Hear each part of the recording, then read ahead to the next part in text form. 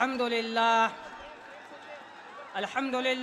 नहमदुहु व नस्तईनुहु व नस्तगफिरुहु व नुअमिनु बिही व नतवक्कलु अलैहि व नऊज़ु बिल्लाहि मिन शुरूरि अनफुसिना व मिन सय्यिआति अअमालिना मन यहदिहिल्लाहु फला मुदिल्ल लहु व मन युद्लिलहु फला हादिय लहु व नशहदु अन ला इलाहा इल्लल्लाहु वहदहु ला शरीक लहु व नशहदु अन्न सय्यदना व मौलाना हबीबना व शफीअना बारक व सल्लम तस्लीमन कसीरन कसीरा।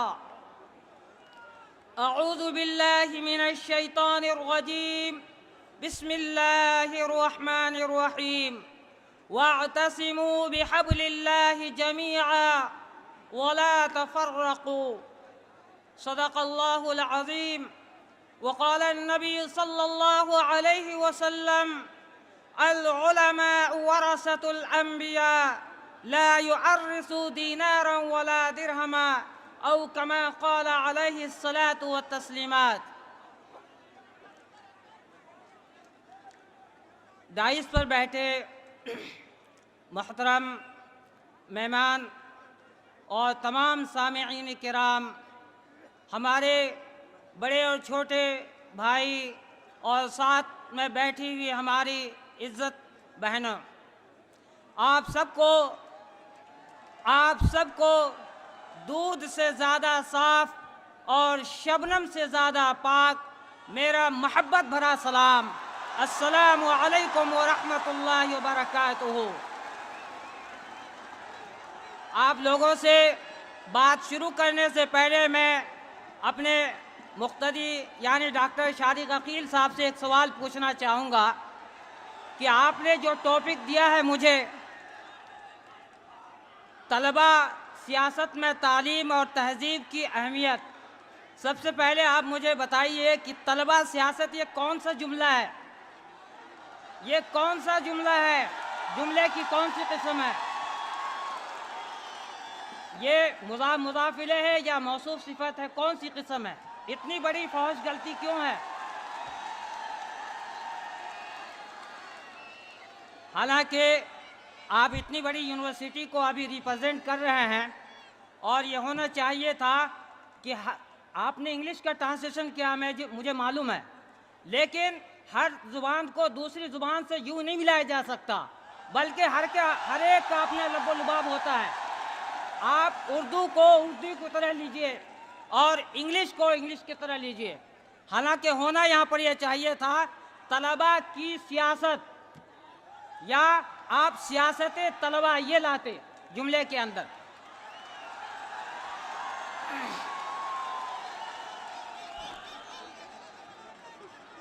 सामीईन किराम, अब मैं आपसे मुखातब इस शेर के साथ होता हूँ। चलो माइक परेशान कर। आप किसे इस शेर के साथ मुखातब होता हूँ। ना ज़मीरे शम्सो कमर में, ना ज़मीरे शम्सो कमर में, ना मिजाजे बरक़ो शरर में, वो तपिश जो मेरे जिगर में, वो तपाक जो मेरे दिल में है। आज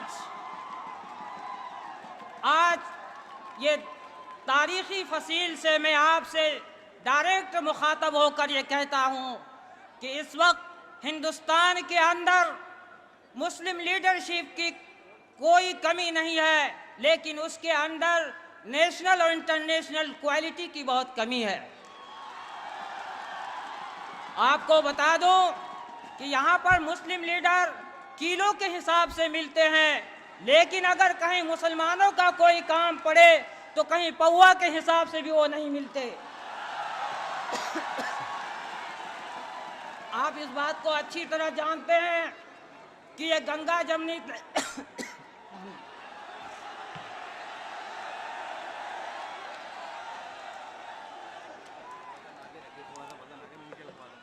नीचे के ये गंगा जमनी तहजीब वाला मुल्क, जहाँ पर हर मजहब व मसलक के लोग रहते हैं, यहाँ पर जमहूरियत कायम है, हर एक को ये आज़ादी हासिल है कि वो क्या पहनेगा, वो क्या खाएगा, वो कहाँ पर जाएगा, उसके लिए कौन सी जगह मुनासिब है, वो किससे मिलेगा, वो कौन से इदारे कायम करेगा, वो कौन से मदारिस कायम करेगा, वो कौन सी सियासी जमातें बनाएगा, वो कौन से पार्टियों को कायम करेगा, यहाँ पर कोई किसी को रोक नहीं सकता है। क्या जमहूरियत का ये मान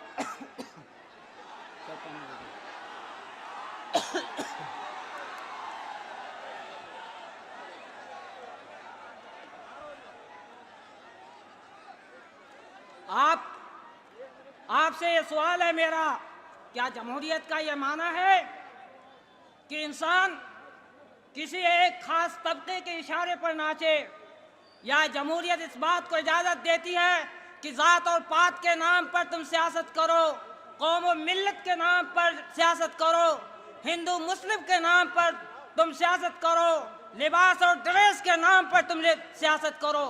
ये कहीं पर कोई जमहूरियत इस बात की इजाज़त नहीं रहती। कोई जमहूरियत इस बात की इजाज़त नहीं रहती। क्या ये कोई डेमोक्रेसी है या मोमोक्रेसी है? आप सबके कान में क्या आसिफा की गूंज नहीं पहुंची, या फिर दामनी केस आपके सामने खुल के नहीं आया, या फिर उन्नाव वाली उस बहन का वाक़या आपके सामने पेश नहीं हुआ, या फिर अभी चंद दिन पहले वो अजीम जिसको निहायत ही 7 साला नौनिहाल बच्चा बेदरीग उसको कत्ल कर दिया गया? क्या आप सब इन तमाम बातों को जानते हुए भी क्या हमें कोई जमहूरियत इस बात की इजाज़त देती है कि इसको सिर्फ इस बिना पर कत्ल कर दिया जाए कि ये मदारिस के बच्चे हैं? आपको बता दूं, 1857 जंग आज़ादी में वही लोग थे जो सबसे आगे जो मदारिस के तलबा थे, मदारिस के उलमा थे, सबसे ज़्यादा अगर दिल्ली के लाल कुआं से लेकर अगर पाकिस्तान तक आप देखें तो पूरी सड़कों पर अगर लाश की लटकाई गई थी तो वो उलमाए किराम की लाश थी। आप शामली के मैदान में देख लें, अगर वहाँ पर जब जंग हुई थी तो सबसे पहले वहाँ पर उलमाए किराम ने जंग की शुरू की थी। अंग्रेज़ों को भगाना इतना आसान नहीं।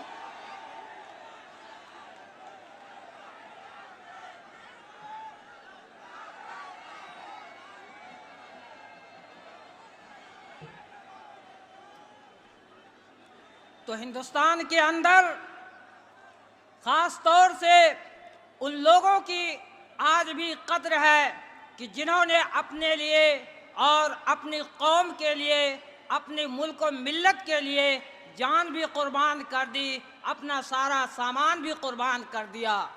दोस्तों, मैं डायरेक्ट इस बात पे आता हूँ कि जहाँ पर मुल्क में ज़ात पात के नाम पर सियासत की जाती है, वहीं पर नस्ल और जिन्सियात के नाम पर भी सियासत की जाती है।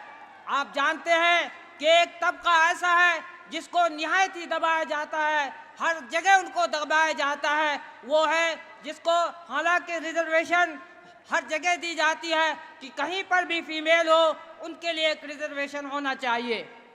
50% रिजर्वेशन उनके लिए होती, लेकिन उसके साथ भी उनके साथ तासुब और उनके साथ भी ज़्यादतियाँ, हकारत की निगाह से उन्हें देखा जाता।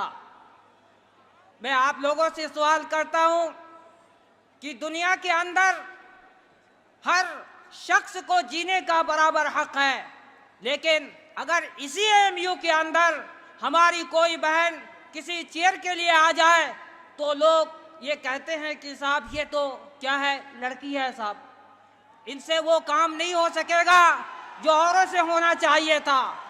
तो मैं कह देता हूँ कि अल्लाह तबारक व ताला ने इसको बाएं पसले से ज़रूर पैदा किया, लेकिन इनके अंदर वो क़ुव्वत व सलाहियत अता की है कि दुनिया का हर वो काम कर सकती है जो दूसरा कोई नहीं कर सकता। हमारी बहनों को बेइंतहा कभी हकारत की निगाह, कभी जलालत की निगाह से देखा जाता।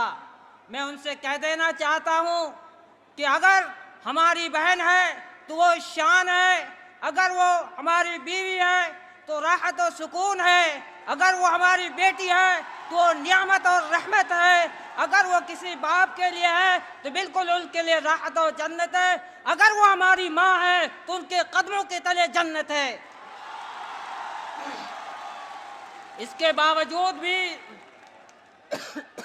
अगर इनके साथ सौतेलापन हो तो मैं आपसे कहता हूं कि जहां पर जिस मुल्क के अंदर जमहूरियत है और आप ऐसे इदारे में खड़े हैं कि जहां पर 100% पढ़े लिखे लोग हैं, जहां पर अगर इस बात का इंसाफ नहीं हो कि हमारे साथ हमारी यूनियन में कोई एक फीमेल सीट भी इनके लिए मुख्तस की जाए, बिल्कुल इनके साथ नाइंसाफ़ी है कि एक कम से कम ज्वाइंट सेक्रेटरी का सीट एक फीमेल सीट के लिए बिल्कुल मुंतखब कर दिया जाए। मैं आज भी उनको इज्जत से सलाम करता हूं और कल भी इनको इज्जत से सलाम करता था और आने वाला कल भी वो हमारे लिए बाइसे इज्जत और बाइसे फ़ख्र है।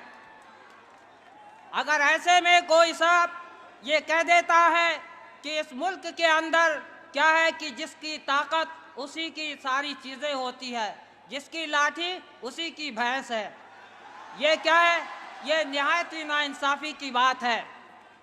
मैं आप लोगों से कहना चाहता हूँ कि इस वक्त मुल्क के अंदर तमाम तर हुकूमतें जो अपनी अपनी पावर को पाने के लिए बेकरार और कोशा है, ऐसे ही बीजेपी की एक नापाक साजिश जो इससे पहले हमारे तमाम हिंदुस्तानियों को कर चुकी है, वो ये कि कहीं तो वो दंगे कराकर, कहीं पर फसाद कराकर, कहीं पर लूट मार कराकर, इसे ही उन्होंने किसी तालीमी इदारे को भी नहीं बख्शा। ऐसे ही हमारे इस मादर इल्मी जो हमारी शान है, जो हमारी आन है, जो हमारी राहत है, जो हमारी सुकून है, जो हमारी सोच है, जो हमारी फिक्र है, जो हमारे लिए मुस्तकबिल है, जो हमारे लिए माजी थी, जो हमारे लिए रंगीत है, जो हमारे लिए संगीत है, जो हमारे लिए तमाम तर कामयाबी के ज़ामिन है, अगर इस इदारे पर कोई हमला करता है तो हम क्या कर सकते हैं? उसके लिए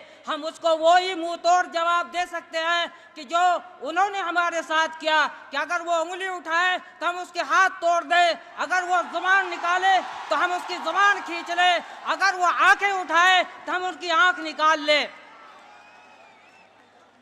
हम पूछना चाहते हैं, बिल्कुल आप मुल्क के अंदर तबाही बर्बादी का माहौल पैदा कर दो, सबको लूट लो, सारे पैसे दूसरे मुल्कों में ट्रांसफ़र कर दो, सारे बैंकों को खाली कर लो, बिल्कुल कर लो, लेकिन ये इदारा अलीगढ़ मुस्लिम यूनिवर्सिटी, इसको तो कम से कम हाथ मत लगाओ।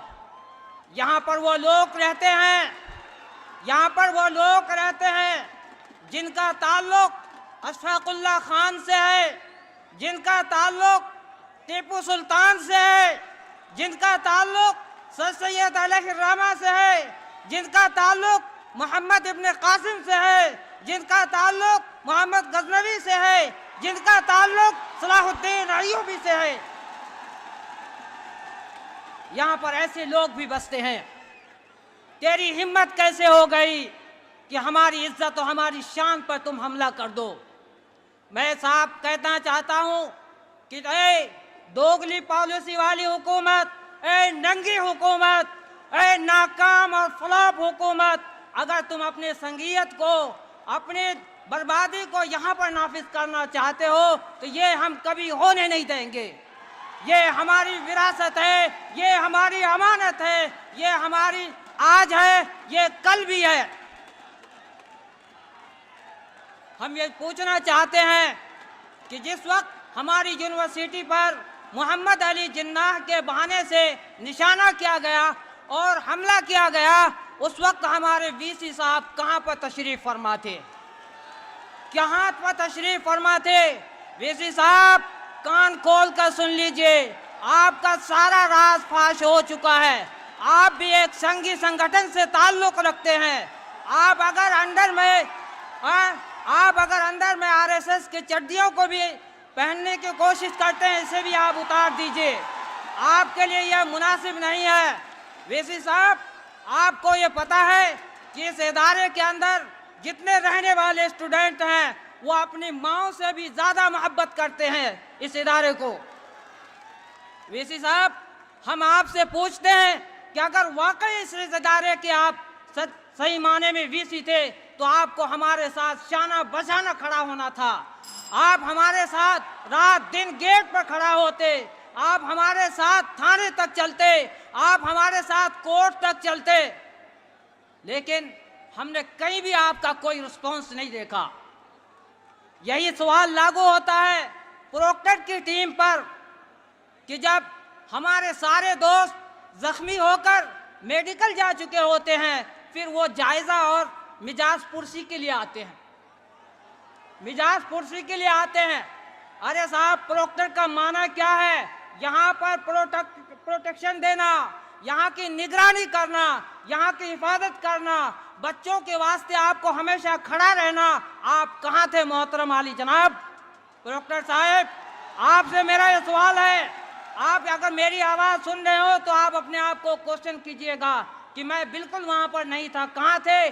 किसी गर्म चाय की चुस्की तो नहीं ले रहे थे, या किसी संगीत से बैठ के बातें तो नहीं कर रहे थे, या इस इदारे के खिलाफ कोई साजिश तो नहीं रच रहे थे? आपको कतई ऐसा नहीं करना था। मेरा आपसे सवाल है कि आप अब तक इस मामले के अंदर आपने कितना काम किया? और मैं इसी तरीके से साबिक यूनियन के तमाम ओहदेदारान को ये पूछना चाहता हूँ कि तुम मुझे बताओ कि तुमने इतनी जज्बाती से काम कैसे लिया? अगर तुम्हारे पास कोई लाइन ऑफ एक्शन नहीं था, अगर तुम किसी को कंट्रोल नहीं कर सकते थे तो तुम्हें इस मॉब को लेकर वहाँ तक जाने की ज़रूरत क्या पड़ी थी? तुम्हारे पास अगर इतना शऊर नहीं था तो तुम इस क़ियादत को लिया ही क्यों था तुमने? हम तुमसे पूछते हैं कि तुमने धरने को किस नाम पर और कितने वोटों पर और कितने पैसों पे बेचा है? किस किसने बेचा? मुझे जवाब दो। उसके बाद फिर ये लॉलीपॉप तुमने ये दिया कि 0.2 मोमेंट चलाएंगे। कहाँ है वो 0.2 मोमेंट? कहाँ चला गया वो 0.2 मोमेंट? वो होता क्या है? तमाम लोग आपसे पूछ रहे हैं, मुझसे पूछ रहे हैं कि आप भी उसमें शरीक थे, आप बताइए 0.2 मोमेंट है क्या? कहाँ खो गया? कितने पैसों में बिक गए ये? आज तक किसी को ये पता नहीं चला। तो मैं सिर्फ इतना आप लोगों से कहूँगा कि दोस्तों, सवाल करो उससे कि इधर उधर की बात ना कर, ये बता कि काफिला क्यों लूटा। इधर उधर की बात मत कर, ये बता कि काफिला क्यों लूटा। मुझे रहजनों से गिला नहीं है, तुम्हारी रहबरी का सवाल है, तुम्हारी रहबरी का सवाल है। अब अगर अलीगढ़ मुस्लिम यूनिवर्सिटी को ये दिन देखने थे कि ऐसे ऐसे लोगों को ओहदे पर फाइज कर दिया जाए जो खुद अपने आप को समझ ना सके, जो इस इदारे को ना समझ सके, जो अपने सामने के लोगों को समझ ना सके, जो अपने मुस्तकबिल को ना समझ सके, जो उसके साथ माजी गुजर चुकी है उसको ना समझ सके, तो ऐसे लोगों से क्या फ़ायदा है? उससे बेहतर है कि इस यूनियन का इंतखाब ही ना हो। उससे बेहतर यह है कि इस यूनियन का इंतखाब ही ना हो। आपको बता दें, यूनियन किस लिए बनती है? इसलिए बनती है दोस्तों कि यहाँ से एक अच्छी लीडरशिप तैयार हो, एक क्वालिटी वाला नेता तैयार हो, ताकि वो यहाँ से निकलने के बाद अपनी कौम को सही रहनुमाई दे सके, उसकी तर्जुमानी कर सके, अपने आप को वो पेश कर सके, लोगों की तर्जुमानी, लोगों के जज्बात को समझ सके।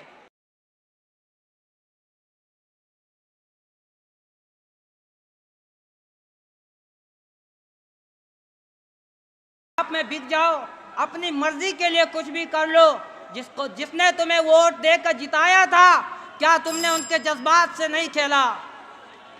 मोहतरम आली जनाब, मैं इतना कहता हूँ कि दुश्मनों की तरह मुझे दुश्मनों दूर मत कीजिए, दुश्मनों की तरह हमने चाहा है, इन लोगों को चाहने की तरह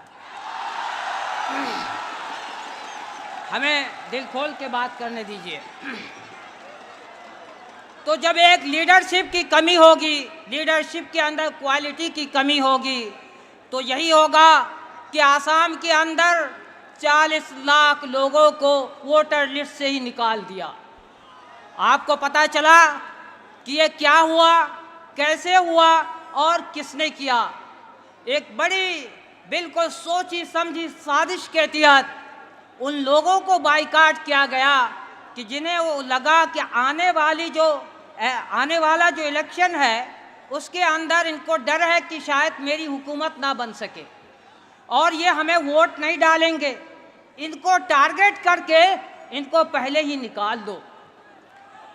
मैं आप लोगों से पूछता हूं कि हमारे वो नेता, हमारे वो कायद, हमारे वो लीडर जो आपसे मोहब्बत के दावे करते हैं, जो आपसे वफा के वादे करते हैं, जो आपसे कामों के लिए बहुत सारे वादे करते हैं, वो आज कम से कम इस काम को तो अंजाम दे कि जो लोग परेशान हैं, इस मुल्क के रहने वाले वो विदेशी करार दिए जाते हैं, वो अजनबी बना दिए जाते हैं। ये कहाँ का इंसाफ है?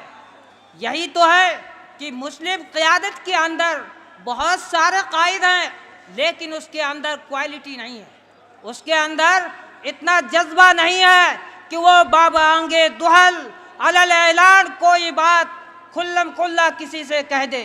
इतनी उसके अंदर ताकत नहीं है। क्यों ऐसा क्यों होता? आपको बता दो कि जब इंसान नॉमिनेट होता है, जब उसको नॉमिनेट करके थोपा जाता है, किसी के सर पे लाके बिठाया जाता है, तो फिर वो उसका गुलाम होता है और आका उसको जो हुक्म करेगा वही वो बोलेगा। आपको एक वाकया बताऊं, जब ट्रिपल तलाक का बिल पास हुआ था, उसी खेमे के अंदर असदुद्दीन ओवैसी भी बैठे थे और वहीं पर मौलाना असरारुल हक साहब भी बैठे हुए थे, लेकिन उनकी ज़ुबान से एक आवाज़ तक ना निकली। हालांकि उन्होंने ट्रिपल तलाक को पढ़ा है, हालांकि उन्होंने हलाला को भी पढ़ा है, उन्होंने सारी चीज़ों को पढ़ा हुआ है, लेकिन उसकी ज़ुबान से आवाज़ ना निकली। क्यों? नॉमिनेट होता है। ये नॉमिनेट लोग जितने होते हैं अपने आका को पालन करते हैं, अपने आका से पहले हुक्म लेते हैं, क्या मैं ये बात कर सकता हूँ, क्या मैं ये बोल सकता हूँ। जब उन्हें इजाज़त मिले कि हाँ इस कंडीशन में इतनी कर सकते हो, तब जाके वो करेंगे। यही हाल आप सबका है, यही हाल ये इस लंबी भीड़ की भी है कि यहाँ पर भी एक लॉबीइज्म है, यहाँ पर भी एक अपनायत है कि अगर आपके सामने कोई ऐसा बंदा हो कि जो आपकी लॉबी से नहीं हो बल्कि कहीं से भी ताल्लुक़ रखता हो, किसी भी खित्ते से ताल्लुक़ रखता हो, लेकिन उसके अंदर सलाहियत है, उसके अंदर क्वालिटी है, तो आप उसको अपनाइए। ये नहीं कि लॉबीइज्म आपको हमको तोड़ता है, आपके और हमारे बीच में दुश्मनी को कायम करता है। ये लॉबीइज्म हमारे बीच में नफ़रतों की दीवार खड़ा करता है। यही लॉबी वाले ऐसे होते हैं कि जो पहले तो उसे पालते हैं। ये देख रहे इतने बैनर और पोस्टर को, इतने सारे, ये कहाँ से? इन्हीं आकाओं के हैं, इन्हीं आकाओं के हैं। जब ये जीत के जाएंगे तो फिर ये ढाबे पे बिकेंगे, फिर ये कहीं और बिकेंगे, फिर ये और कहीं बिकेंगे। इस चीज़ को हटाना पड़ेगा दोस्तों।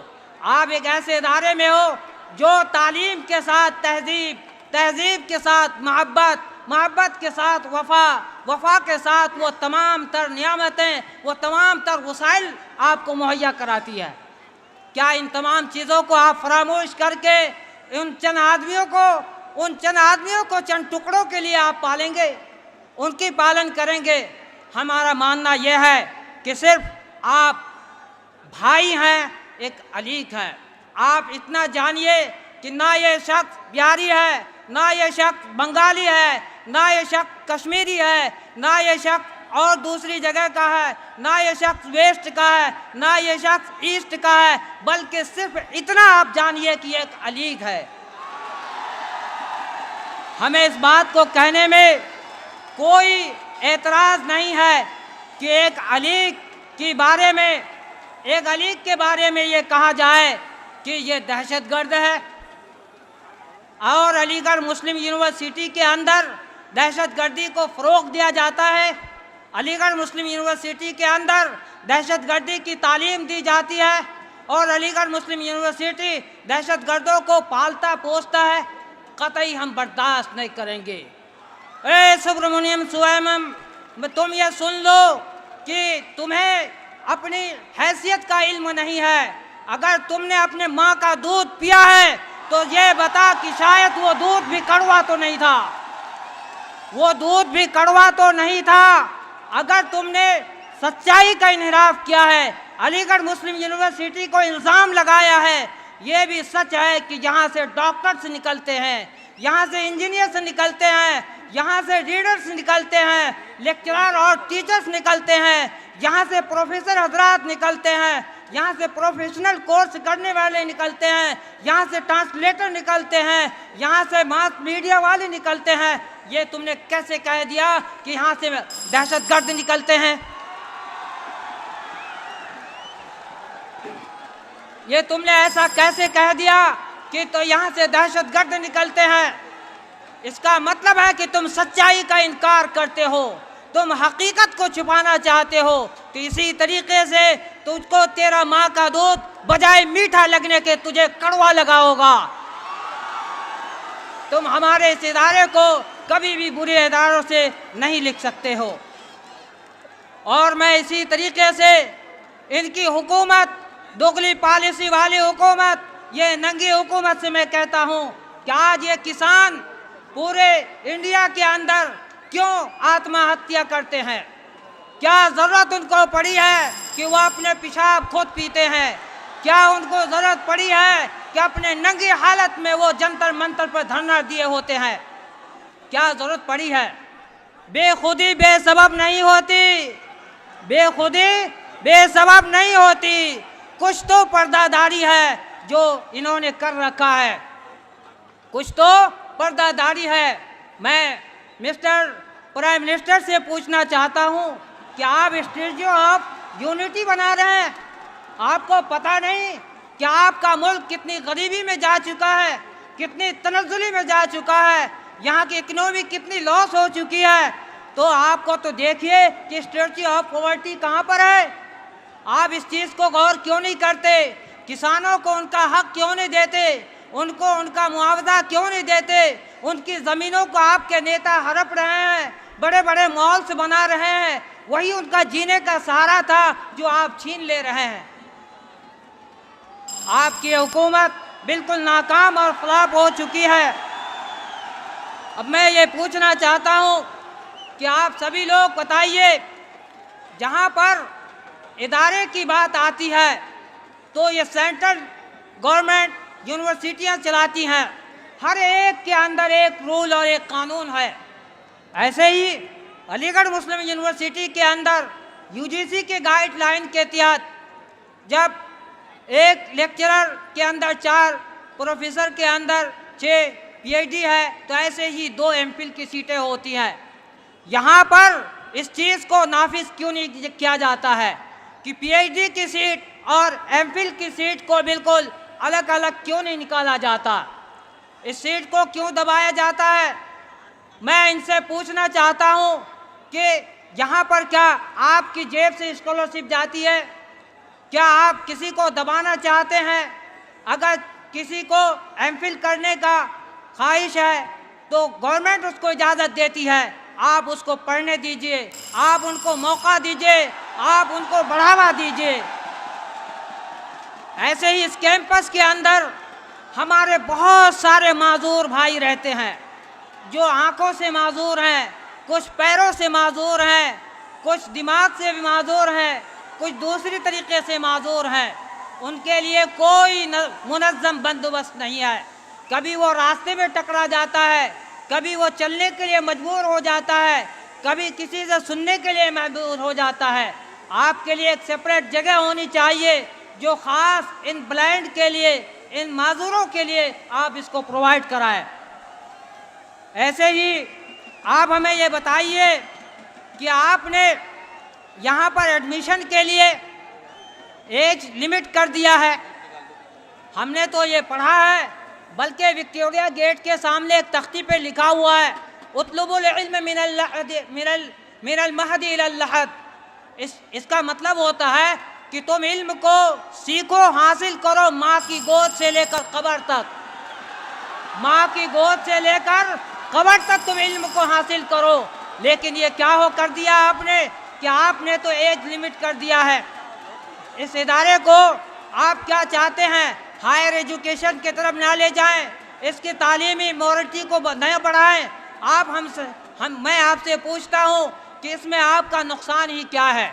कोई अगर पूरी ज़िंदगी पढ़े, आप उनको क्यों रोकना चाहते हैं? इससे आपका क्या नुकसान है?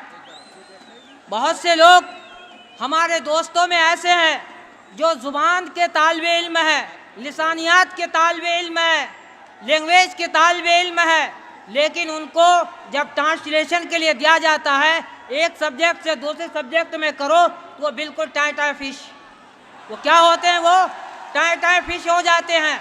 ऐसा क्यों होता? आपने उसकी बुनियाद को पहले मजबूत नहीं किया है। आपने उसकी बुनियाद को कभी मजबूत नहीं किया। आपने इसकी तरफ उनको तवज्जो नहीं दिलाई। आपने उसको सही से टीचिंग नहीं की कि वो क्या कर सके। आप इसके लिए बहुत सारे डिप्लोमा के कोर्सेज हैं, ट्रांसलेशन इन डिप्लोमा है, बहुत सारे कोर्सेज हैं। आप उनको देखिए, आप इन चीज़ों पे गौर कीजिए कि अपने बच्चों के मुस्तकबिल को संवारने के लिए इन तमाम चीज़ों पे ध्यान देना ही होगा। अब मैं आप सबसे एक मेन मुद्दे की बात करता हूँ। अब मैं आप लोगों से एक मेन मुद्दे पर बात करता हूँ कि आज से चंद साल पहले जब यहाँ पर वीसी पीके अब्दुल अजीज़ साहब थे, उन्होंने बड़ी जाफिशानी और मेहनत के साथ चंद सेंटर की इजाज़त ली थी और एक सेंटर इसी तरीके से किशनगंज के अंदर भी खुलवाया। जब सेंट्रल गवर्नमेंट से 136 करोड़ के बिल उनके लिए पास कर दिया, बजट उनके लिए मुख्तस कर दिया, लेकिन क्या है 20 करोड़ ही उन पे बजट आए। ये तासुब क्यों किया गया? आपको पता है कि वो पूरा मुस्लिम एरिया है। उन्होंने सोचा कि अगर हम यहाँ पर इसको इजाज़त देते हैं कि ये फलेंगे, पढ़ेंगे, ये बढ़ेंगे, ये मुस्तकबिल के सितारे बनेंगे, ये कायद भी बनेंगे, ये लीडर भी बनेंगे, ये रहनुमा भी बनेंगे, ये डॉक्टर भी बनेंगे, ये इंजीनियर भी बनेंगे। वो ये चाहते नहीं कि इन मुस्लिम एरिया में कोई अदारा चल सके। मैं वाइस चांसलर साहब से सवाल करूंगा कि जब आप एमयू के नाम पर लोगों से फंड कलेक्ट कर सकते हैं, अलुमनी से फंड कलेक्ट कर सकते हैं, बाहर के लोगों से फंड कलेक्ट कर सकते हैं, तो क्या एमयू के नाम पर उस सेंटर के लिए आप फंड क्यों नहीं रिलीज कर सकते हैं? एमयू के नाम पर आप क्यों नहीं फंड रिलीज कर सकते हैं? ऐसे ही मैं अब आप लोगों से कहूँगा कि इस वक्त जो मौजूदा टाइम है वो ये है दोस्तों कि आप सभी जानते हैं कि अलाउद्दीन जो इस कैंपस के लिए लोग कहते हैं कि धड़कन है, मुझे आपके जज्बातों से लगा वाकई मैं इस कैंपस का धड़कन हूँ। मैं अपने आप को बताऊँ कि मैं वाकई कोई ज़्यादा हसीन और ख़ूबसूरत तो नहीं, मैं कोई ज़्यादा कद्दो कामत लहीम शहीम नहीं, मेरे पास इतना वैसा भी कोई सलाहियत नहीं, लेकिन सच्चाई ये है कि इंसान को आप उससे जज कीजिए कि उनके अखलाक कैसे हैं, उनके किरदार कैसे हैं, उनका व्यवहार कैसा है, उनका कारनामा कैसा है, वो किसके साथ रहता है, किसके साथ उठता है, वो किसके साथ बैठता है, वो लोगों से कैसे मामलात करता है। ये तमाम चीज़ें आप देखें। उसके बाद आप ये बताएं मुझे कि ये एक शेरवानी जो अभी अभी चंद लोगों ने डाली है, पहले शेरवानी जो एक सर्टिफिकेट है इस इदारे के लिए, इस इदारे की एक पहचान, एक शान है, इसके बाद बहुत सारी जिम्मेदारियां बढ़ जाती हैं, बहुत सारी जिम्मेदारियां बढ़ जाती हैं। पहले उनको सीखते सीखते अभी 1 साल लगेगा। अल्हम्दुलिल्लाह सुम्मा अल्हम्दुलिल्लाह, जब से मैं इस कैंपस में हूँ आपने कभी मुझे बगैर शेरवानी के नहीं देखा होगा, और मैं इसकी कदर भी जानता हूँ कि शेरवानी पहनने के बाद कितनी जिम्मेदारियां लागू हो जाती हैं। उनके कितनी रिस्पॉन्सिबिलिटीज़ बढ़ जाती हैं, वो किन किन चीज़ों से मुतासिर हो जाता है। मैंने ऐसा कुछ भी नहीं किया कि जो मैं आपसे कहूं कि आप मुझे वोट कीजिए, वो आप मुझे सपोर्ट कीजिए।